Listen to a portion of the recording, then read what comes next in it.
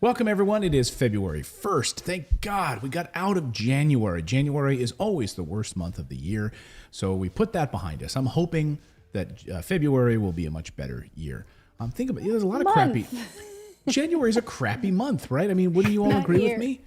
Unless your birthday is in that month, really, there's nothing redeeming about January. Nothing at all. So February, hopefully, it'll be a lot better. And tomorrow, we'll find out from the groundhog whether or not we're going to get an early spring or not. So we better. That's right.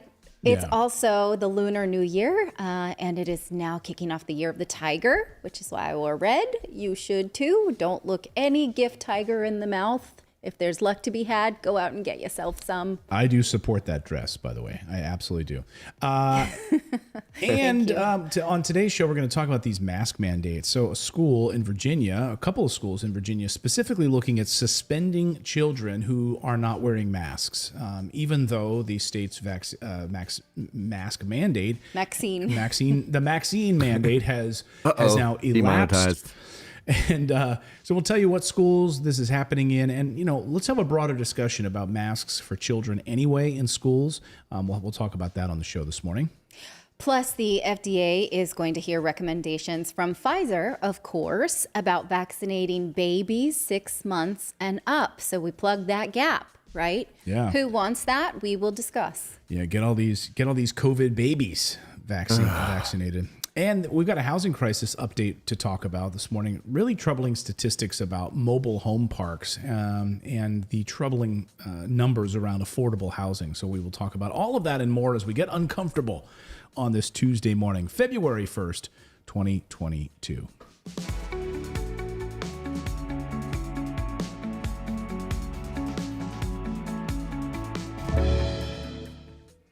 Well, Gung Hoi Fat Choi, welcome to your Year of the Tiger and your February 2022. We're so glad you're here to talk about the news and all things that are trending online. We're going to start this morning by talking about mask mandates in the state of Virginia. Yeah, that's right. But first, we should remind you guys, we do have a daily newsletter. You can sign up by going to morninginvest.com is the place to go, right there on your screen. Sign up for it. It'll be delivered to your inbox first thing in the morning.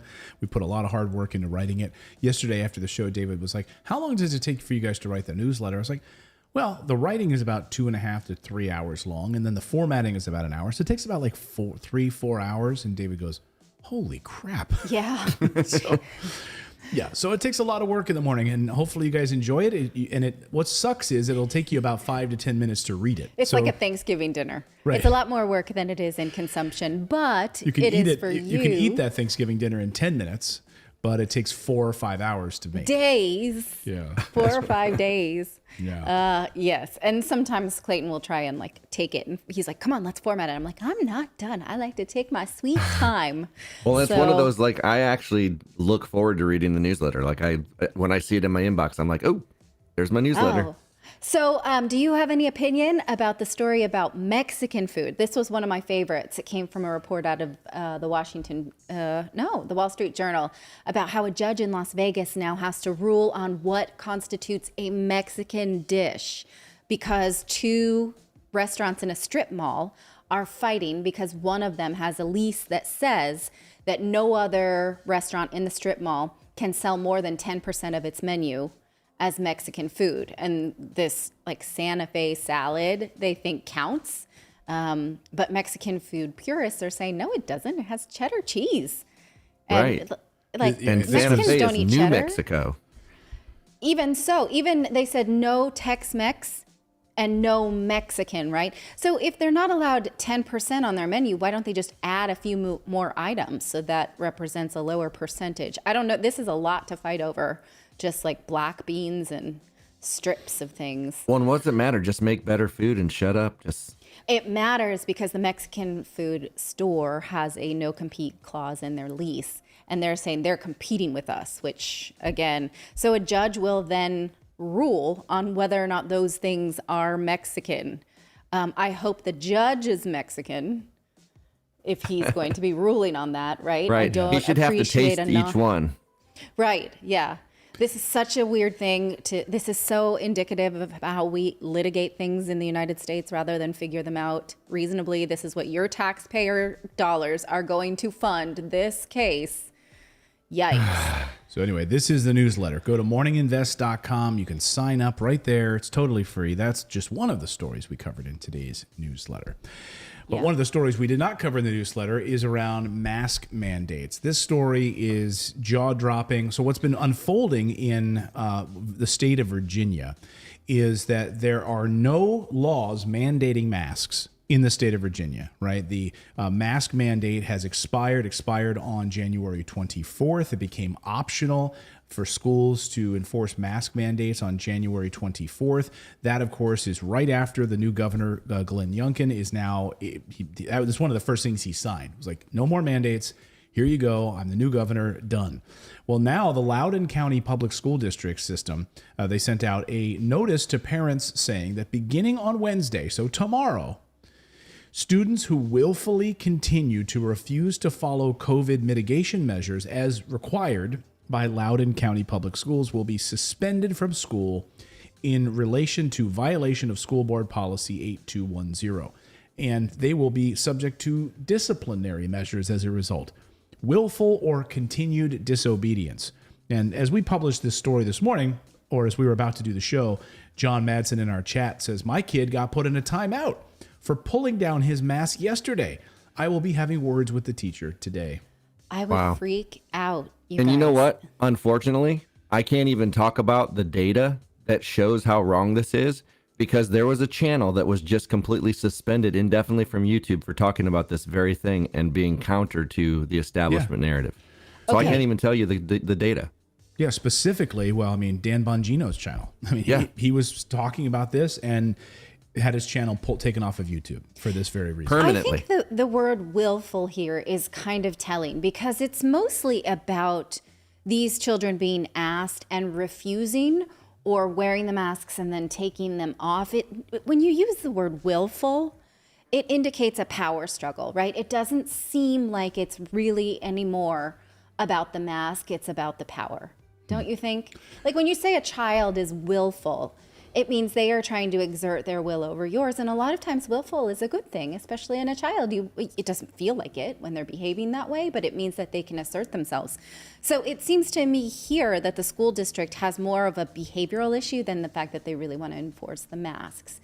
And I think that you have to believe this is going to be litigated. If it's not required in the state, but the school district continues to enforce it, then there are parents who are going to say, your constitutional right is to, or responsibility is to educate my children, not to enforce different state safety measures. Well, let's have a broader discussion now about the efficacy of these masks, the health benefits of these masks, or the detriment of these masks. The Wall Street Journal making an interesting case against masks. Wall Street Journal pointing out, and again, Clayton is not a doctor at all. He's not giving you medical advice. I'm not a doctor. I'm citing the Wall Street Journal in their article. Here is their article, the case against this for children, these things that you wear on your face. I won't even name what they are for fear of getting taken down, by the way.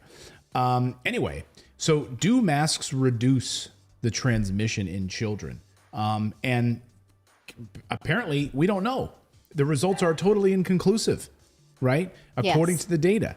Yet 2 weeks ago, the Centers for Disease Control and Prevention sternly decreed that 56 million U.S. children and adolescents, vaccinated or not, should cover their faces, regardless of the prevalence of infection in their community. Okay, so again, well, and just to say, there is actually conclusive data. You just can't share it. There is data out there. So let's just talk about then, without getting into the data, because then they'll probably take my channel down. Exactly. Some children have been fined for wearing a mask. For not. Or, sorry, some children, not fined. Some children are fined in my notes. Some children are fined wearing a mask, and then some are not. Yes. And this is what I want to talk about here. It was those who, for instance, have myopia. They can have difficult time seeing. So they're wearing glasses, then they're wearing these masks, and their whole glasses are fogged up. Imagine the learning experience for these children. Yeah. Right? So their glasses, they have myopia to begin with. So now their glasses are fogged up because they have this mask that's blowing the air up their face, which happens, if you're wearing glasses, this happens, right? You put on sunglasses, this happens. Then also, masks can cause severe acne and other skin problems. And also it can, and according to the research, distracts the children from learning, can distract the children from learning. It also increasing airway resistance during exhalation can also increase levels of carbon dioxide in the blood, and they can also be vectors for pathogens if they become wet or they're used for too long. Yes. Well, So and we all that's what these like kids are talk wearing. about hyperventilation, like like you used to put your face in a paper bag to when you were hyperventilating, like, and it's not good to do that a lot. So breathing in that, that all day long is not good for you. And my daughter, I mean, we should talk about our daughter. She's 9. She's had like this. She's been wearing a mask every day in school. Mm-hmm. She had COVID, I think, in late September. Late September, and she's had a persistent cough now since like October or something. So I was concerned because she does have a history of respiratory virus. She had RSV as a 6-month-old. And her doctor says she's fine. There's no asthma. There's no constant, indication of inflammation. So I took her to an acupuncturist, and which there is a lot of science about the efficacy of acupuncture. And he is concerned about her with her, history of respiratory virus and the mask. I don't think it's conclusive yet. I do think that after some visits, I may decide to have a discussion with the school. And I felt anxiety about that idea because you don't want to be that mom, right? Plenty of people do want to be that mom. I do not. I don't want to flout the rules. I don't want to bring them a bunch of science, but I am not going to stand for my daughter being uncomfortable if I do not. Plus, she is recovered, right? So she is not protecting herself from COVID. She already had it. And people who are recovered are considered more immune, clearly, and more protected. So can we have some kind of common sense rules around people who may be negatively? Now, I don't want to say this is certain fact. What I want to say is that it is very uncomfortable for us parents to know exactly what to do when it's about COVID theater, right? Taking the temperature, coming with your tests, wearing the masks, and actual protection, and also just not disrupting the sort of protocol of learning right now. Yeah, in March, Ireland's Department of Health announced it's not going to require masks in schools because, quote, this is the Irish government, saying they may exacerbate anxiety or breathing difficulties for students. Yeah. This is the Irish government saying, no more, we're done with this. Yeah. And, think about development. Think about, even as they point out, some children compensate for such difficulties by breathing through their mouths, right? Mm-hmm. If they have some sort of clogged adenoids or other reasons, so they're breathing through their mouth, and it can also alter facial development according to the research. So there's a lot of psychological issues. Yeah, they're developing. There's psychological issues as a result of it. I mean, they're making them wear those. I'm mostly concerned about their learning, their experienced learning.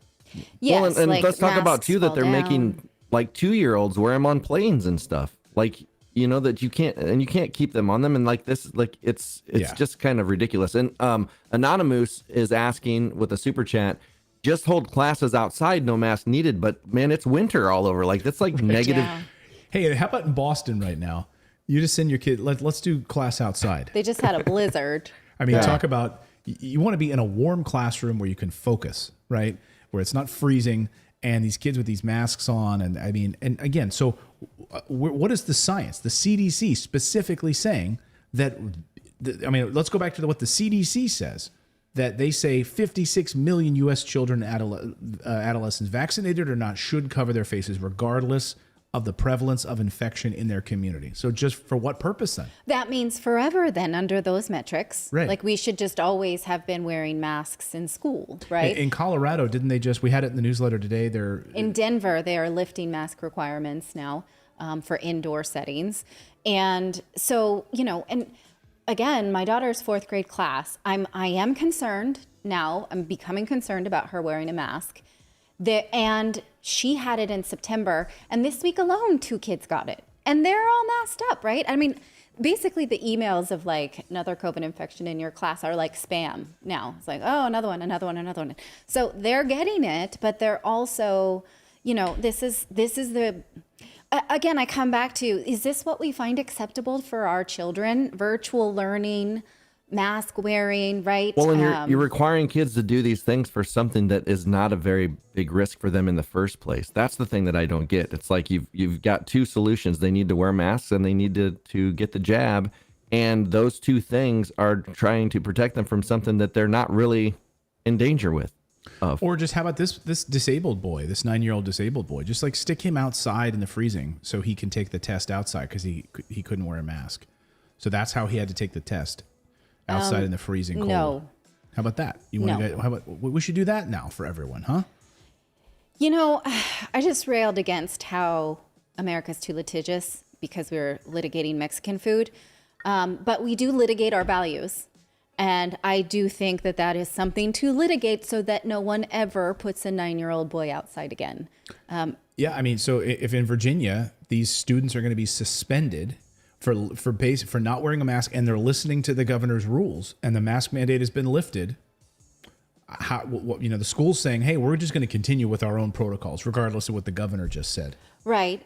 I mean, the school boards operate independently, but they do have to answer to the state. So it's interesting how that will play out. If I got an email like that, I would have words about it. Well, let's also talk about... I can get a bit tiger bear, mama. Well, in lumped into this story is this vaccines for babies story as well. Yes, that's right. So the CEO of Pfizer says that he believes that the FDA is looking closely at vaccines for the youngest population from 6 months old up to age 5, which can already get the vaccine, right? This is a smaller dose, the 3 microgram dose that children are currently getting, although some of the data shows that children who are vaccinated do not have the same immune response as adults. We are giving them less, right? But the data shows that they don't have the same number of antibodies post-vaccine. So the pharmaceutical solution to this is give them a third booster so that they sort of catch up in micrograms, even though the data does not show that Omicron or anything, or that the virus is proving more harmful for children. Dr. Scott Gottlieb, who was on Face the Nation, says that he sees like a shift in federal health officials thinking on this like whole younger group. He said, I'm hopeful that you could see some movement on trying to entertain that application earlier. Ultimately, the decision resides with the FDA. Here's Dr. Scott Gottlieb on this question. There's some critical questions. Is it more contagious? It appears to be more contagious. Data out of Denmark from the Serum Institute suggests that it's about 1.5 times more contagious than the strain of Omicron that has made it around the U.S. Which is already so transmissible. Exactly. Does it evade our immune system? Does it evade the immunity that we've acquired from Omicron infection or the vaccines? Most of the evidence so far, and it's preliminary, suggests it doesn't. In fact, there's data out of the UK that suggests that a fully boosted person may be more protected against this new variant than they were against the original strain of Omicron. And then the final question is it more virulent? Is it more dangerous? And so far, based on what we've seen out of Denmark and the UK, which are collecting very good data on this, it doesn't appear to be a more virulent strain. So if you... Okay, so he said it does not appear to be more virulent, meaning dangerous, right, than before. The other clip that he has here, let's just play it. Look, I think they're doing all they can do, but the guidance really focuses on trying to prevent spread within the daycare center. I think we need to focus a little bit more attention on trying to prevent introduction into those settings, because once you get an infection in that setting, it's hard to control. You know, you got kids who don't wear masks very well. I think it's hard to ask a 2 or 3-year-old to wear a mask. Even if you keep them in social pods, they're going to play together. So it's hard to control transmission within that setting. I think we should be focusing more on trying to keep the infection out in the first place. Mm-hmm.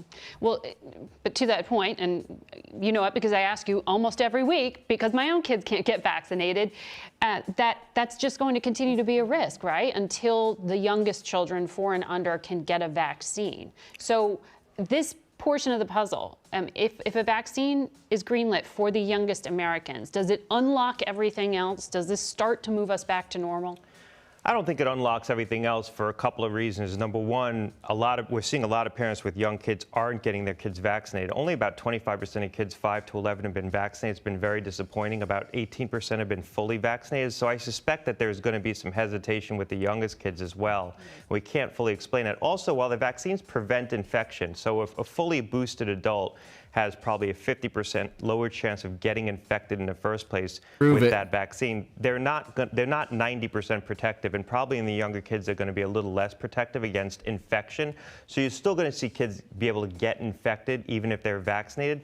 What the vaccine's going to do is protect them from bad outcomes, and we've seen a lot of bad outcomes with kids. There is some indication, if you listen to federal health officials, that they may be rethinking the vaccine in 6 months to 4 years old, and I'm hopeful that you could see some movement on trying to entertain that application earlier. Ultimately, Okay, so Wow. his point there was that because we can't ask young kids to wear masks, even though the CDC is asking young kids to wear masks, but because they're little, we should vaccinate them rather than mask them. When again, he said, just to prevent COVID from getting into daycares, we can vaccinate them. But again, it bears repeating that the vaccine does not prevent the spread, that vaccinated people can get and spread COVID. So that would hold true whether you're 200 years old or 2 years old, right? Well, so and that they don't doesn't- ever back up what they say with data, because like some of the stuff he's saying is factually wrong, and they don't. And then when you do see anything that goes along with what they're saying, it's something that's been written by the pharmaceutical. I mean, that is a guy who should not be talking about this because he is on the board of Pfizer. I know. also think that that's unconscionable to have him on as a guest, and as in a full telling us what policy should be. They bring it up all the time. Like, and Dr. Scott Gottlieb was on the board of Pfizer. Like, really? That's like, okay, here's General whatever who is from the Pentagon is going to tell us whether or not we should bomb people. This is exactly what it where reminds me comes of. from. It's like dope sick. It's like you see this guy on the TV talking about this, and he's all like talking like data and all this stuff. Then he goes home and he's like, "We're gonna see record sales again, you guys." Like this evil, like the main guy at Purdue Pharma. It's like that. It's like yeah. they should I mean, not if you be giving listen this. to that explanation as that's why we should vaccinate small babies, he does say, what did he say? 12% is how many children between 5 and 12 have taken the vaccine. So that's and he's like, I just don't understand it. I really don't know why, right? But is it because what you then went on to say that this strain is not as virulent? Could you maybe make that connection, or do you not understand by transitive property A plus B? Well, and how come nobody ever asks them, well, if you keep saying this, like we keep talking about masks, we keep talking about this, but there's nothing that we have found that stops it. Nothing. There are things, but that we can talk about on the air, and nobody asks them these questions. They don't ever have to back up anything they say. I don't know, but Grover agrees with you. I mean, yes, that's the way it goes, and they don't want to talk about it. And again, this disclosure about Scott Gottlieb, having him on the air to. Sorry, I'll be right good? back. Yeah, go, keep going. Okay, bye. Yeah, I'll be right back too. I'm gonna go get some coffee. I'll be right back. Okay, wait. If anyone wants to join me, I'm just kidding. No, this is the time of day. It's ridiculous. Like, we put out a sign, please don't ring the bell. This is, if you got a box, you got to think, just leave it. And then of course, this is the time of day when they just ignore it and they still call us and they still ring the door. It's like, God, I can see the benefit of having a butler. I'm going to hire a butler. I can't wait till summertime when the kids are home and then we put them on butler duty for the front door. So that is Dr. Scott Gottlieb.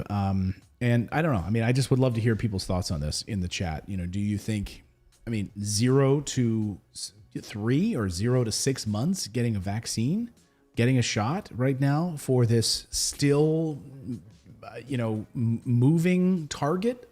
Well, and again, now we have I this am other not strain of Omicron. Now, it's not Omicron. We're going to have this strain and we're going to keep doing it and keep doing it. I am not a doctor, and I recommend that you talk to your doctor for any advice about any of this. But the thing is that there is data that shows that kids are more at risk from the jab than they are from the virus itself in every form that we've had. even less so than Omicron. So it's like, I just don't get how they can get away with this when there is lots of data that shows that this is not good. This is going to permanently hurt, potentially, children. Well, and Dr. Scott Gottlieb was on CNBC just yesterday morning, and he said that these Omicron immunity should protect against this new variant, this new Omicron variant. So, I know there's something to be said about this, but this idea of having like chickenpox parties, but it's happening. And as Dr. Fauci said, there's no stopping it. Like, it's just going to run rampant through communities. So there's no stopping it anyway. So again, look at the Amish. Right. Look, I always say that in all aspects of my life, I say, look at the Amish. Look at the Amish. Obviously not in clothing, because they would not have that polo logo on their shirt. You're back. Guess who's back? I'm back. Back again. Back again. All right. We got more news to get to here. We're going to talk about Hunter Biden in a minute. We're going to talk about the housing crisis and new EPA rules. We got a lot more to talk about. But first, I want to tell you about our friends over at Moomoo. Because did you know that right now, it is one of the best times to invest because you have a lot of big companies reporting earnings and a huge potential. We saw a big sell-off in Tesla the other day for no reason. Like, the fundamentals of the company didn't change. So guess what? I swooped in and bought a bunch of Tesla in this big dip. And the price target for Tesla has it hitting $1,600.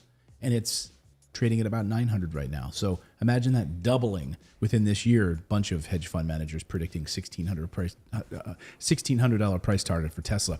Anyway, Moomoo gives you the opportunity to invest and use an amazingly easy platform to invest in stocks. Plus, they're giving up to $7,000 in stocks right now for free, just for opening your account, up to $7,000 in stocks. Very, very simple to use. Download the Moomoo app. You have to use the link on our screen in order to get these free stocks, though. So just go to morninginvest.com/Moomoo. They have a very clean and easy platform. They have a lot of learning materials. So if you're not, if you don't know how to actually trade, well, then don't use any real money. Use paper money, the fake money, which is what you can do inside of the Moomoo platform. So they have a whole section just for paper trading. Okay, now what is that? I was teaching my 11-year-old son. We were on a walk the other day. I said, this summer, I want to teach you how to trade.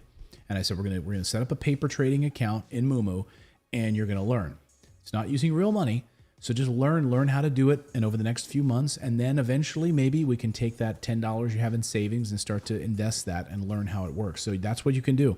But the best thing to do, open an account, get that free money, get those free stocks. Don't use any of your own money, and just start to learn how to do this and how to build wealth. Again, so go to morninginvest.com/Moomoo, MOOMOO, get those free stocks.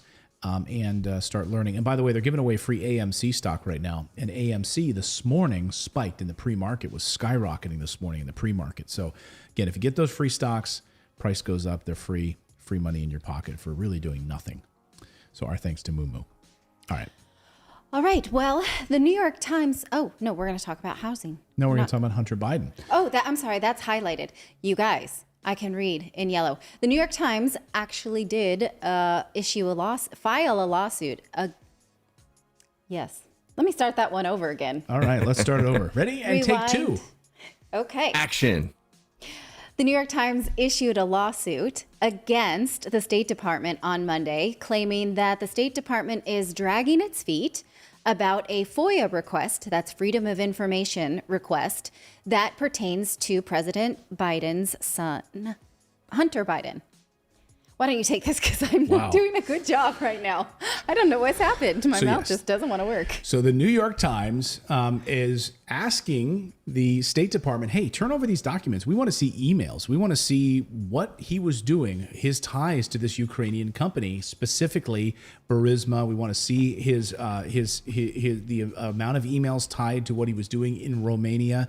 All of this. Why will you not turn this over? Should we not have a free and flow of information here? We're requesting these documents, turn them over, to which the State Department says, yeah, we will get them to you maybe sooner than the deadline of April 2023 if we want to.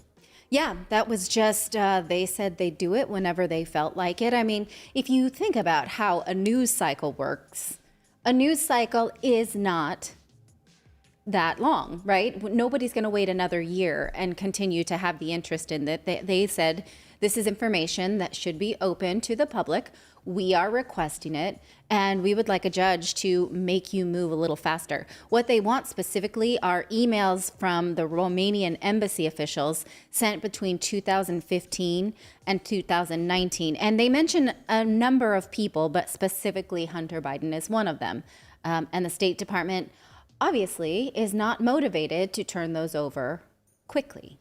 Right. And so Peter Schweitzer has a new book out where he's looking at all this money that's been flowing out of China and where this Chinese money has come into. And Peter Schweitzer reports that the Chinese elites have paid some $31 million to Hunter and the Bidens over the course of a number of years. And so there's a lot of mystery surrounding these overseas activities. Of course, at the heart of this whole Burisma thing, though, in the Ukraine specifically, is this idea that, hey, he's making $50,000 a month on the board of a Ukrainian company, Burisma, where then suddenly Joe Biden has a lot of meetings in Ukraine, is meeting there regularly suddenly. And we know that the emails have said, we'll bring you closer to the big guy. Well, who's the big guy? The big guy is Joe Biden, right? So there's a lot of question was this quid pro quo? Yes, right? It's the same thing that the leftist media was upset about that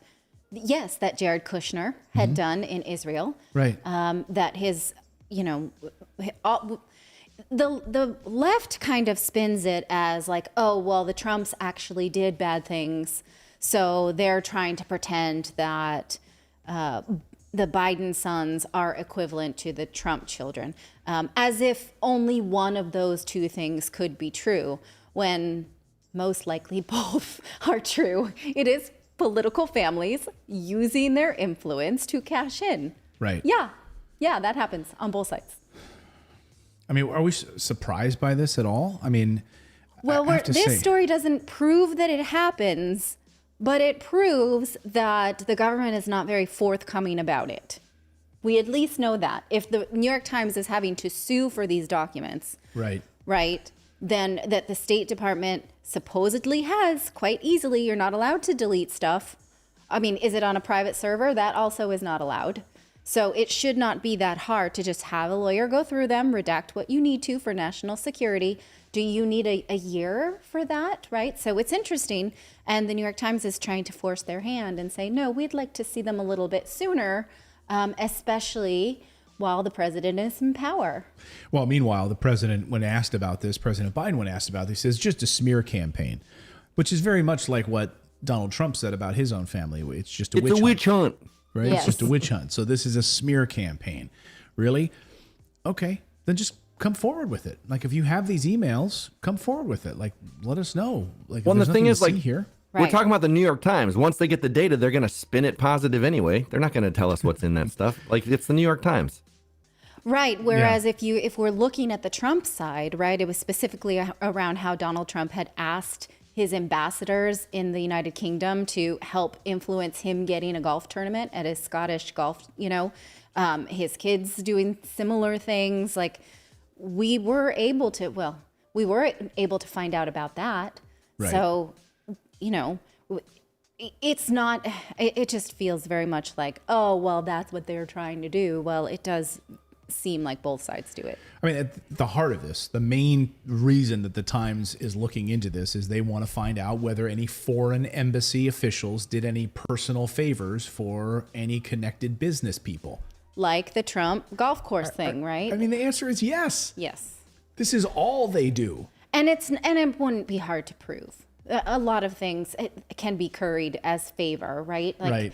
I mean, I worked for NBC, and the pages there were not even allowed to so much as accept a stick of gum from a guest. Pages are the people that open the doors and lead you up the elevator. People who work on the production. They help you go sit over here, come in to make up. Like, they're just kind of assistants. And like, the rules around journalism are pretty clear that you cannot take things that might influence your coverage.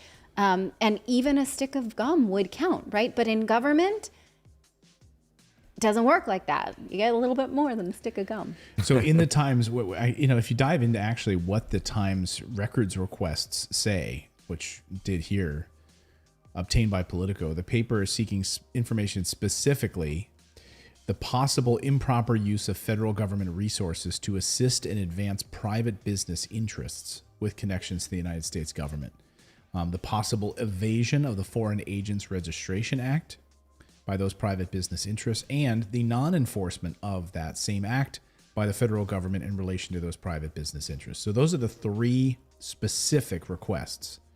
And the government says, yeah, we'll get back to you in about 2 years. We'll get it back to you in about 2 years. Nothing to see here. Although I did think, I was like, 2023, that's so far. And then I was like, oh, it's 2022. Yeah. That's only 1 year, but still. We were waiting on the government's data on the filing of the FDA. We were waiting on the government to give. We were waiting on them to give through Freedom of Information Act, the government to give us data on how they approved certain vaccines through emergency use authorization during the pandemic, and they said they'd give them to us in 55 years. Yes. 55 years. Now, recall, Jared Kushner did fail to register as a registered agent with business interests overseas, but he was allowed to do that retroactively when that was found out, right? So this is not like sudden death, but given the fact that the Biden administration is so like, no, nothing to see here, right? He could just fix it. He could. It's allowed. That doesn't mean that he has the same rules as the rest of us who would get in trouble for those types of things. Yeah.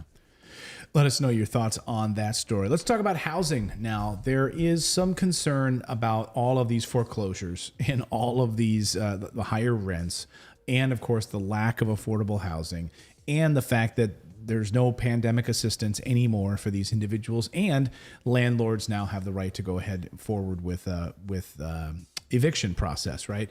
Well, we're getting some new data about just how bad things are for people, and really pointing to these numbers on the amount of people that are now moving into mobile homes.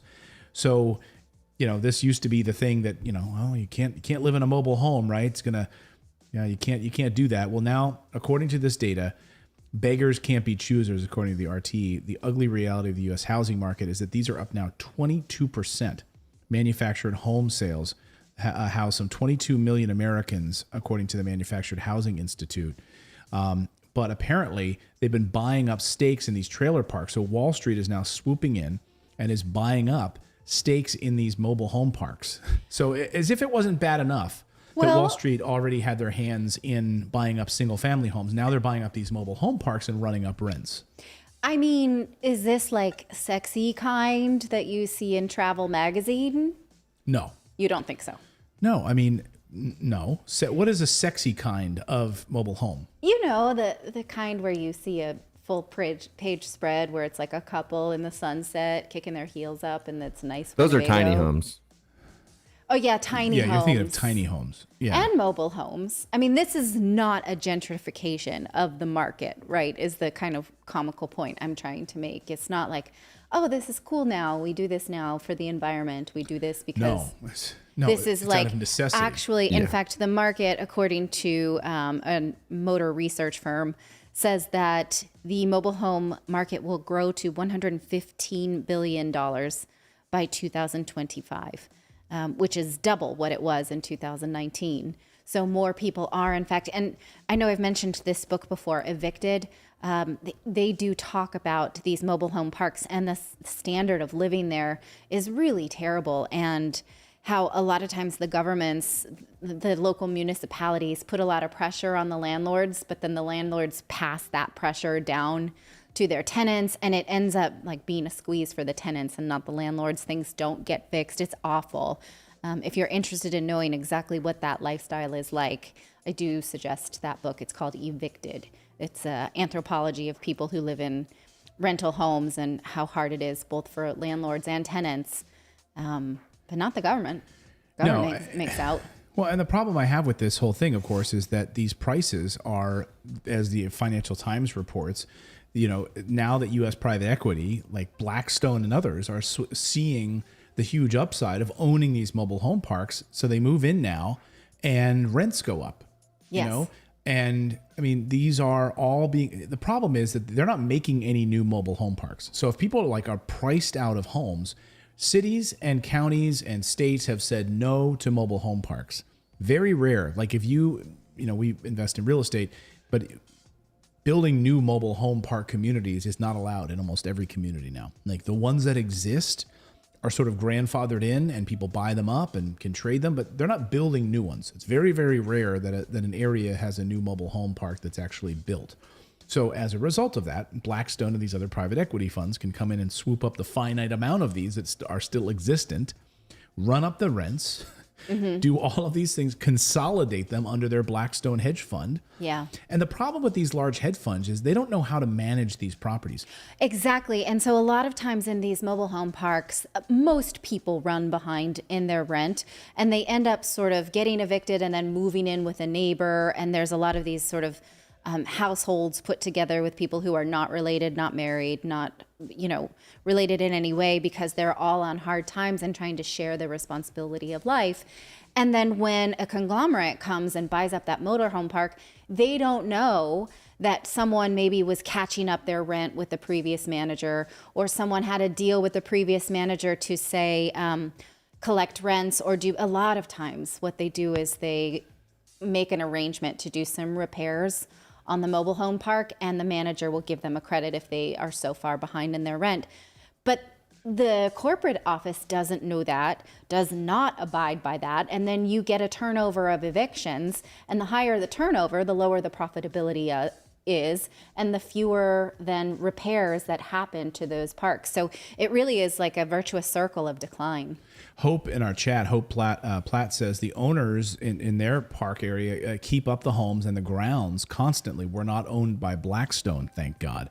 Again, that's the issue, right? Is that they to me, and I've seen this, we've watched this happen with these big, these Wall Street hedge funds that buy up 1,000 properties in Tampa or these other places, and then they try to run their property management out of like Chicago or something. So all these tenants that live in these properties 5, 6, 7 states away need a toilet fixed at 2 a.m.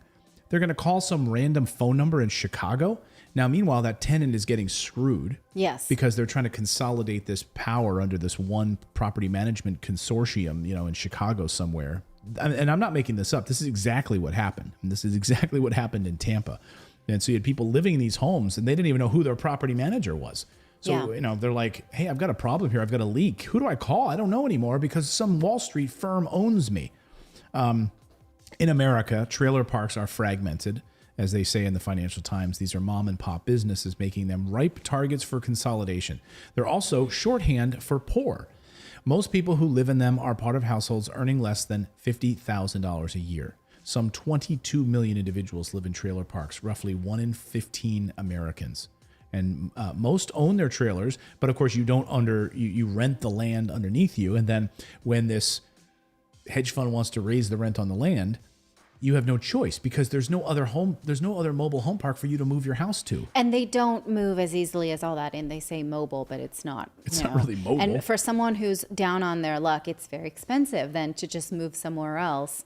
And a lot of times they rent the trailer as well as the space. So it's not as easy as all that. You would think, though, that some like gentrified, business model might have addressed this. Like during the pandemic, we saw business models that were taking abandoned hotels and turning them into housing, low income or housing for homeless people. But that hasn't seemed to be the case. And another problem of this is that if someone says, well, I could live here and call it a day, right? Mobile homes depreciate in a way that actual stable or planted in the ground housing does not. Well, they are considered vehicles, right? Yes. It's considered a motor vehicle. And so, yes, they get the same tax benefits that you get from owning actual real estate. It's technically a vehicle. So you're right. It depreciates instead of appreciates the way that a normal house would. So again, this is what's happening. And this is the state of affairs. I'm just surprised we really haven't heard much, if anything, or any discussion talking about the eviction crisis in the mainstream media. We've been focusing on it here as we have new data about it. We talk about it here, but this is not something I see on any of the major media television channels. I don't see MSNBC talking about it, which is supposed to be the voice of the people, CNN. Right. I don't see any of them talking about it. Well, maybe it hasn't actually hit yet, or maybe it never was going to be the thing they worried about. I'd be curious how many, let's see if it's hit. How many people here in our chat have had some sort of a rental issue, whether it's like rent going up, foreclosure, or, you know, you're behind on rent, or some issue related to housing? We've got thousands of people watching right now, just as a sampling. Just drop it in the chat right now. Just drop it in our comments. Do you know someone, or are you personally affected in some way by housing? Because I think sometimes they do these polls, they get like 200 people on a poll. But even if you were to file an eviction as a landlord, it takes months in some cases. You have to settle a trial date, then you come up with some kind of like, will they make up the rent? Will they not? It's, you know, it's not as easy as all of that. Well, then, and also, but on the tenant side, like who's going to, you know, tenant has to afford a lawyer to pay a lawyer to or they defend have them. to show up, and whether they do or not, you know, if that's not for certain. They will get notices that they're being evicted, but they never exactly know when that will happen in some cases. In a lot of cases, actually. Joanne Morgan says, my landlord made me month to month all of a sudden, and now he's kicking me out because he knows he can raise the rent $500 to $600. Oh, that's terrible. That, you know, literally the first person in our chat, like boom, right there, already an experience, you know? Yeah. All right, we got more news to get to here on the show. You want to talk about what's happening with the Environmental Protection Agency? So the Environmental Protection Agency has reclaimed its rights to regulate toxins in factory emissions. Specifically, these are mercury, lead, arsenic, and other toxins that are released into the environment around factories or power plants. They had the right to regulate these emissions before, but President Trump nullified that right or revoked it from them during his presidency because he was not sure that the calculations they were using was correct. And he felt like power plants or manufacturing plants were being punished when there was not an agreed upon metric.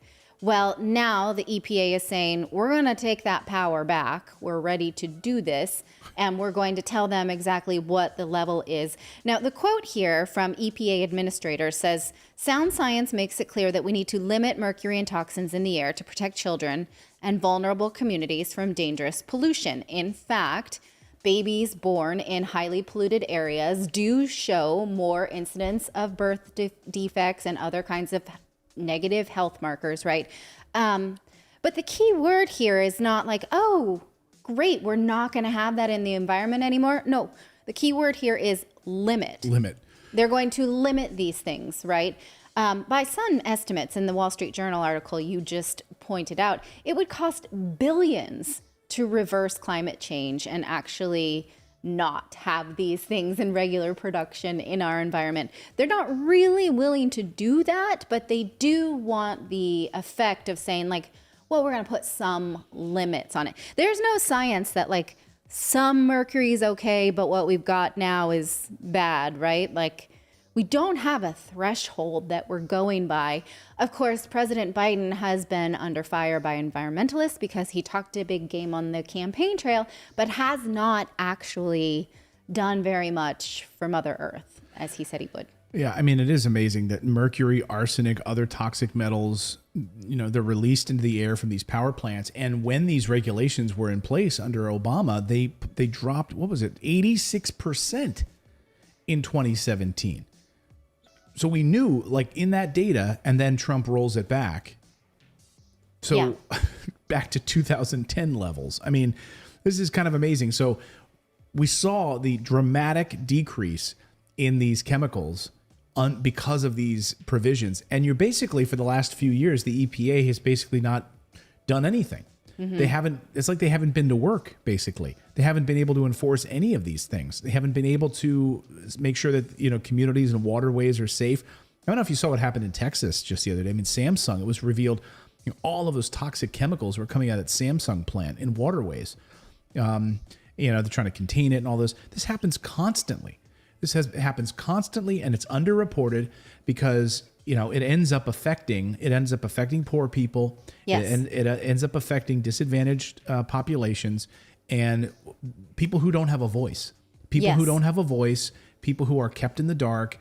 The news stations don't cover it. The reason they don't cover it is because these big companies that are doing the polluting are advertisers for most of these publications. Yes, what the point you just made about how wealthy people can keep mobile home communities out of their neighborhood, is the same point, that wealthy people can also keep factories that are polluting the earth away from them, at least at arm's distance, right? Yeah, how many Whereas wealthy poor people communities cannot. How many wealthy people do you know? By the way, this photo here in the Wall Street Journal is a mercury producing power plant. Power plants ranked as the largest domestic source of mercury before the Obama administration stepped in on these EPA regulations. So how many rich people do you think live right next to one of these? No, I don't think very many.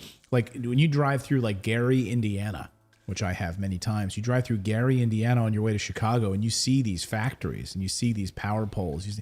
No rich people live there. They're not. They're able to keep this stuff away from themselves, but they're also, by the way, able to take advantage of the power. They're Yes. able to use the electricity. They just don't have to live near it and have arsenic and mercury in their children. Yes, but water does not stay still. And so a lot of this leaks into our waterways and does, in fact, make it into wealthy people's homes. You can buy an expensive water filtration system, but that's really only going to get you so far until it really does affect all of us. I was reading this book last night, I think I've mentioned it a few times, called Wilding, about a project in the UK where they tried to release their land back into a natural state. And they talked about how, every civilization has tried to redirect waterways in some form or another. But what that does is dry up some lands so that when heavy rains come, the flooding is terrible, or it starves crops in others. It creates undue demands on certain dams. And so the Dutch, who actually, kind of pioneered the technology of dams, are now saying we cannot keep up with climate change. We can't build our way out of this. We have to release water back into nature, and actually municipalities that stop building dams and allow the waterways to reclaim themselves see less flooding and less devastation because of it.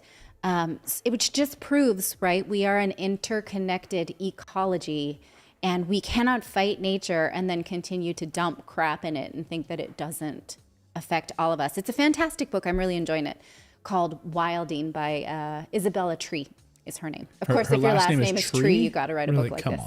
on. I know. Maybe that's not even her name. I don't know, but I loved it. I loved that chapter about redirecting, because you see how devastating now floods are in recent times. It's terrifying. All right, we're going to get to what's trending in a moment, but first I want to tell you about our friends over at Liquid IV. Liquid IV is a great way to stay hydrated. It's basically you can accomplish your New Year's resolutions with having a goal for yourself, like in 2022. Are you trying to change up your fitness routine? And you might feel like exhausted or run down after you've been hitting the gym for the first time in a way. But now with Liquid IV, you can stay hydrated and get back to where you need to be, where your levels need to be. So it's a new year. There's no better way to kick off 2022 than by making sure you're feeling like your best self. And one of my goals this year, I have a little app on my phone where I track the water intake that I have. And I really want to make sure I'm hitting it, because I know it can lead to headaches, it can lead to fatigue, all of that. That's where Liquid IV comes in, because it has great tasting functional products, no sugar, and it's one of those things you can take before a workout, after a workout, when you feel run down. And what's amazing about Liquid IV is that it's made with 3 times the electrolytes of traditional sports drinks. And it has 5 essential vitamins as well: B3, B5, B6, B12, vitamin C. And you just drop it in one little packet. See right there on your screen, just one little packet right into a 16 ounces of water. Just pour it right in there. And they have, ones for like low energy.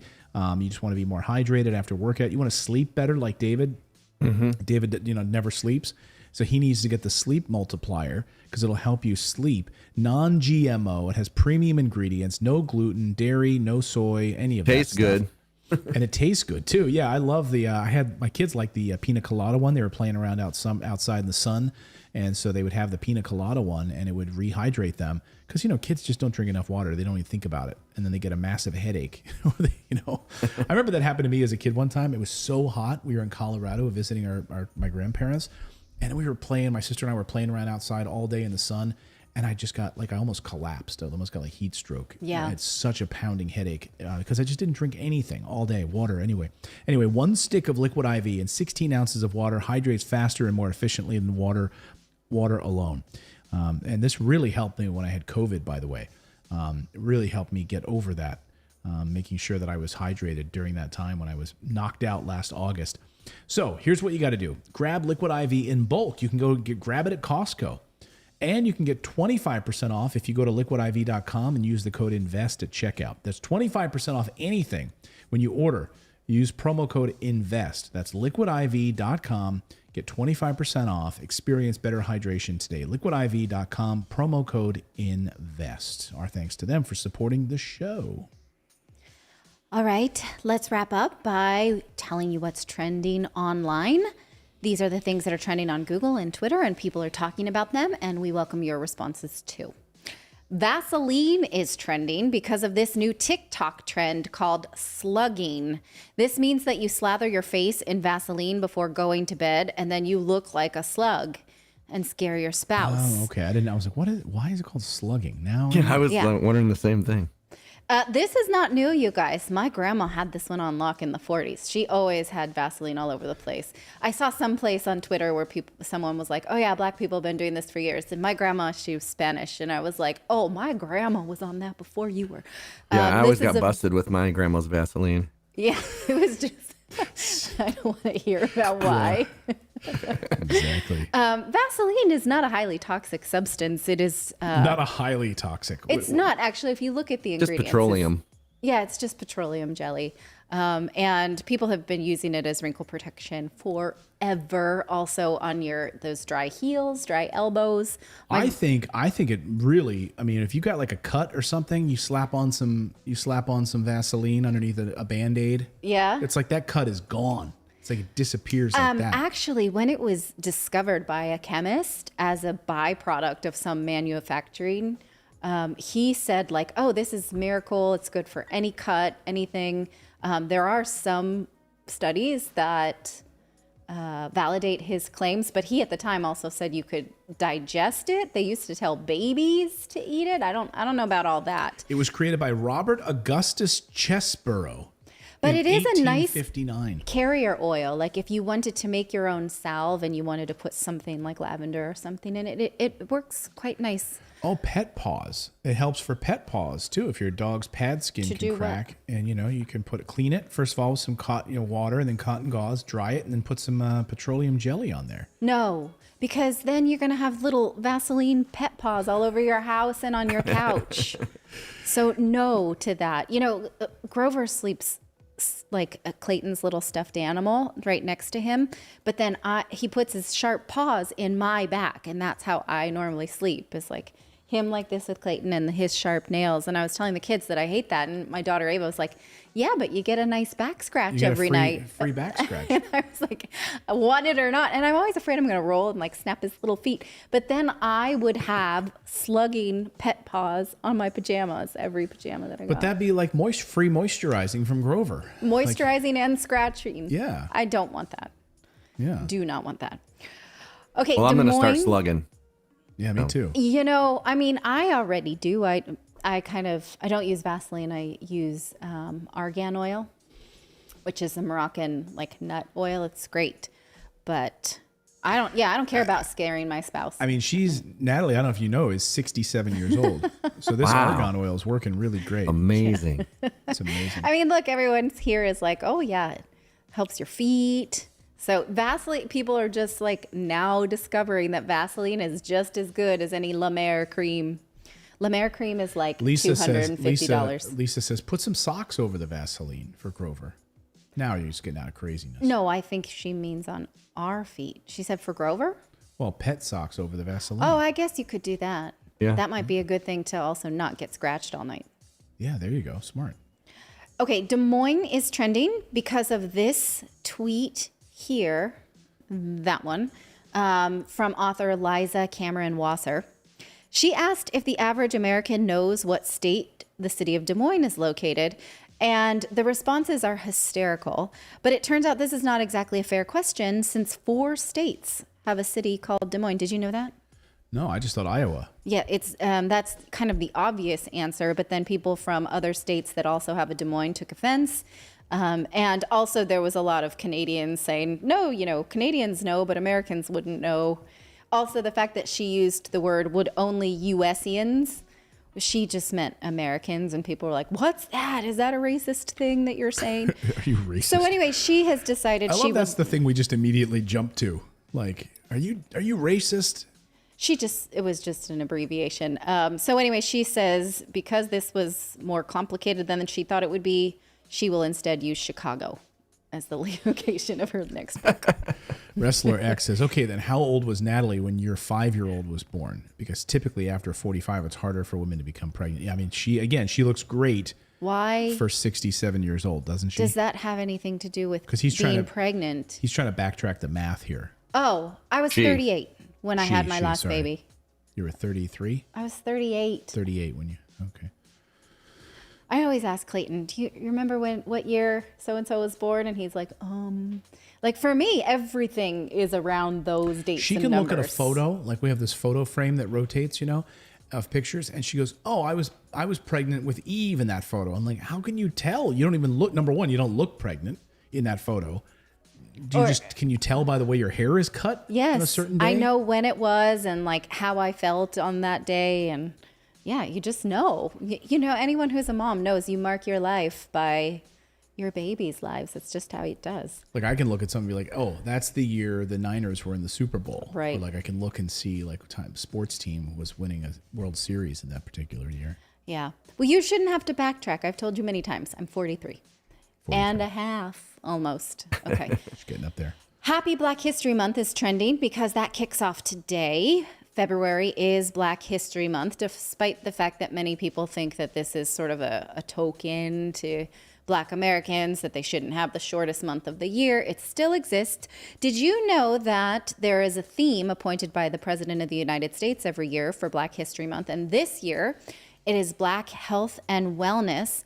The aim is to honor the legacy of not only Black scholars and medical practitioners in Western medicine, but also honor other ways of knowing things that came from the African diaspora, such as birth workers, doulas, midwives, naturopaths, herbalists. In fact, African witch doctors were credited with coming up with the idea of vaccines at all because they used to take I think it was manure of certain infected animals and put it on their shoulders to inoculate them. So there's a lot to be learned from the African diaspora. Ted Cruz is trending because he said President Biden's commitment to choosing a Black woman for the Supreme Court is offensive. Maybe now is not the best time to say that, given that it's Black History Month. No, he got it in a day early. All right. He said it yesterday. So today is Black History Month. Sure. But Senator Lindsey Graham disagrees with him. Like, because people are like, is this affirmative action? And Lindsey Graham's like, no, I support him picking a Black woman for the Supreme Court. Like, so Lindsey Graham breaking with Republican orthodoxy here and supporting it. But Ted Cruz not. Okay. And Whoopi Goldberg is trending because she said that the Holocaust was, quote, not about race. She has since issued this apology on Twitter saying that what she had said is it's not about race. It was about man's inhumanity to man. She said, I should have said that it was about both. When I think for this one, we can just make a judgment call, guys. That was about race. Yeah. So she took a lot of flack from that. I think she was maybe trying to highlight that it was about inherent cruelty and also demonizing other groups, some group that is not yourself. But specifically, that otherness was defined by race. So we're going to say no on that. Yeah, I mean, it was a systemic state-sponsored persecution of Jews by Of the a Nazis race. who believed, I mean, you could literally, and we had to read this, I had to read this in my history of the Holocaust classes. You read Mein Kampf, Hitler's book, of course, where he literally talks about bloodline, bloodline superiority in the book. I mean, it's right there. So, Yeah. yes. So she should have to read that and rethink that. This may be a really dumb question, but was it done because of race or religion? Both. So, I mean, this is where we could get into this gray area. Yes, it was ultimately race, but of course it was religions. It was, I mean, they were people they would go after. They called them asocials. So really there was a whole group of people. It wasn't just Jews. It was, but so that's where you could start to like split hairs a little bit. If you wanted to say, well, it wasn't only about race. It was in large part about race and bloodline, but it also, they persecuted gays, they persecuted Jehovah's Witnesses, they persecuted. Yeah, I mean, they went. So it wasn't just that, but you want to split hairs about it. But ultimately, it was about race. It was about bloodline. Well, yes. I mean, the main goal was to eliminate a race, but they threw in other undesirables while they were at it. It was a while you're at it situation. Right. Gotcha. I was just curious. Yeah. Okay. That's what I got for you today. That's your Tuesday. That's your Lunar New Year. It's always good to end on a high note like the Holocaust. I feel like that's a good good way to end on the top. Right? I try and make trending like a palate cleanser from the hard news, and I failed today. Right. You're like, this person jumped out of a 30-story window and the Holocaust. I know. I'm All right, sorry. we got two super chats Actually, to get to. we went from Ted Cruz to the Holocaust. That's like two things you just don't. I should have ended with slugging. Thanks, Whoopi. Yes. Yeah. Yeah. And gave my grandma Bruin all the props. Okay, we got I'm two gonna go super get some chats. Vaseline. Okay, give us some super chats. Casmira Flanagan, is Wall Street buying private homes for lease to the Fed government for the unlawful immigrant dump? Oh, I haven't heard that. that's an interesting connection. I haven't heard that. I mean, I for doubt- me, they have to be putting them somewhere. You know what I mean? Like, there's no way they're just putting them out on the streets because that would be too newsworthy. Yeah. Yeah, I don't know where they're putting them. I mean, unless they're putting them some sort of, I don't know. So they don't. If they don't have any money, where are they gonna? How are they gonna afford to get like? That's what I'm saying. I think they got to be giving them money and housing. Otherwise, you're gonna have. If you had a whole bunch of new homeless people showing up in a population that didn't speak the language, had no money, like that people would find that out. Like you would know. Yeah. Yeah. They'd be walking into places. How'd you get here? The government just dropped me off. Yeah. Tanda Vaughn brings up a good point in our chat. Of course, Aryans were blue eyes, blonde hair, right? But Adolf Hitler had dark hair and brown eyes. Go figure, right? I didn't know that. You didn't know that Hitler had dark hair? I know what his hair color is, but not his eye color. Oh, I didn't know they had dark eyes either. Yeah. Robert Hoyt, my daughter's school just ended mask requirements at her school this past Monday. She was happy, but felt anxious about it too. It was so sad to see her confused about how she should feel. Yeah. Oh, bless her. I'm with you. We've just like got these kids so scared about this. I mean, like my brother's daughter, my niece, she's just like so freaked out, like, and it's like they really don't have anything to be scared of. Yet they're scared. They're asking to be vaxxed. They're asking for masks, and it's sad to see. And also, I think that they think that in order to be considered a virtuous person, you need to go through all of these things, right? Do your all part. of these rituals, Yeah. right? Yeah. And that is the last super chat. All right. Excellent. So real quick, earlier today, as I was putting this show together in part, and I was separately, I was in Google somehow, right? I was probably signed in to Google somehow, but I had not even yet gone to YouTube to get items ready for the show. You and I were talking about this story about kids and masks and mask mandates in schools. And so without having even been in Google anywhere, I get into YouTube and there's this huge big block thrust in my face from YouTube. Here's what was presented to me when I logged into YouTube earlier today. Isn't that crazy? Yeah. Like it's like, this is a featured section just for you. Kids and COVID vaccines. Kids and COVID vaccines. Know before you go. Here's a conversation. Vaccines and kids. Like this was thrust at me when I logged into YouTube today. That's mine too. And that's the thing. Like, it's like, you might as well call that, it should say COVID-19 pediatric vaccines, and it should say propaganda instead of featured. Yeah. Yeah. Isn't that crazy? I'm exhausted by it. I feel like I I can't even ring in.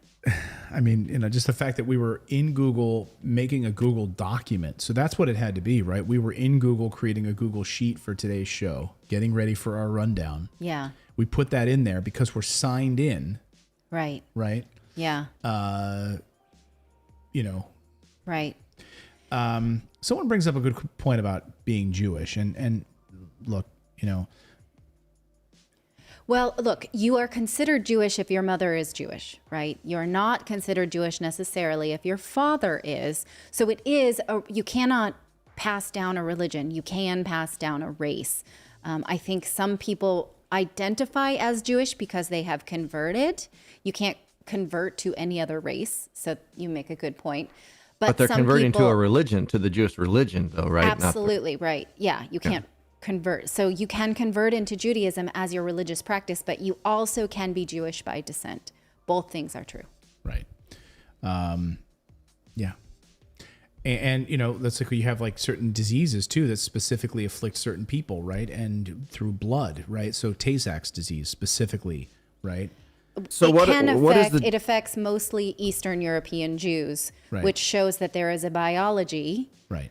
to a certain group of people in the same way that Asian people lack an enzyme to process alcohol, right? There are Right. certain So- biologies of racial groups. So the race in Israel is Jews.